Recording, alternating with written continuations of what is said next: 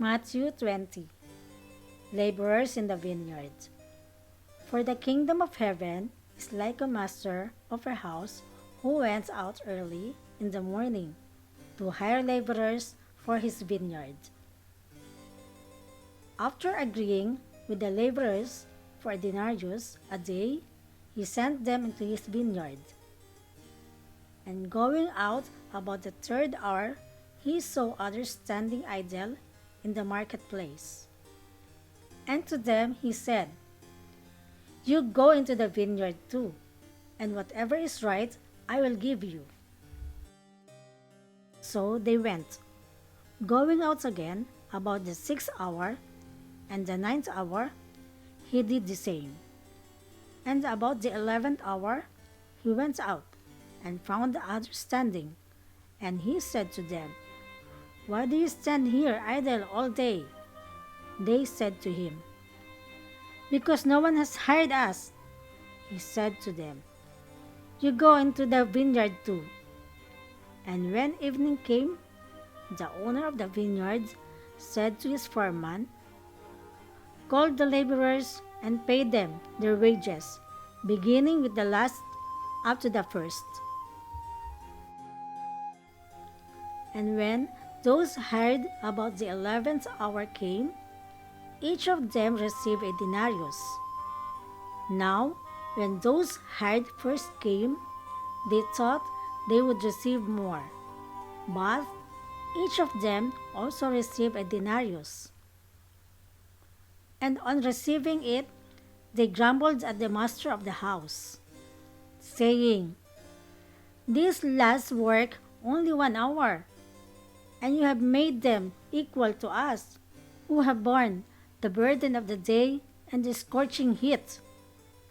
But he replied to one of them, "Friend, I am doing you no wrong.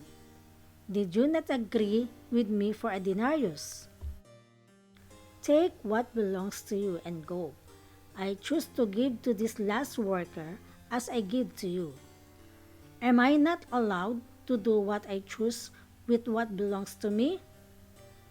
Or do you begrudge my generosity? So the last will be first, and the first last." Jesus foretells his death a third time. And as Jesus was going up to Jerusalem, he took the 12 disciples aside, and on the way he said to them,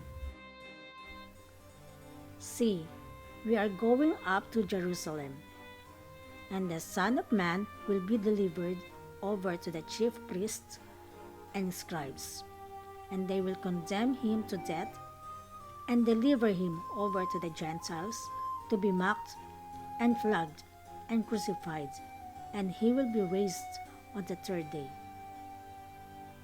A mother's request. Then the mother of the sons of Zebedee came up to him with her sons, and kneeling before him, she asked him for something. And he said to her, "What do you want?" She said to him, "Say that these 2 sons of mine are to sit, one at your right hand and one at your left, in your kingdom." Jesus answered, "You do not know what you are asking.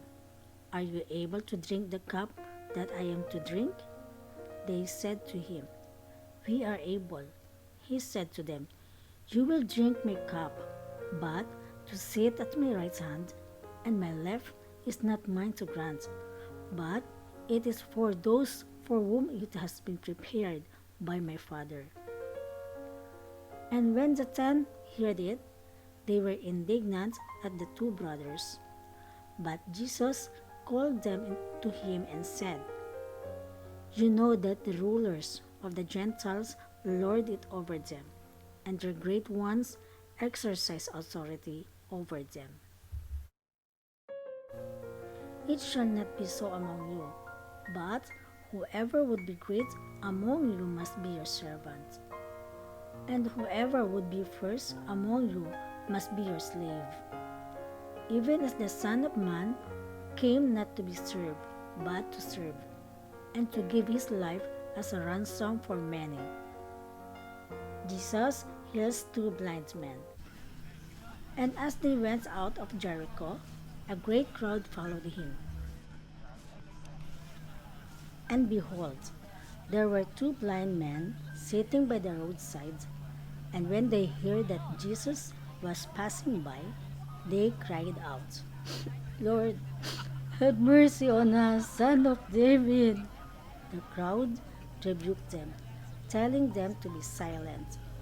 But they cried out all the more, Lord, have mercy on us, Son of David.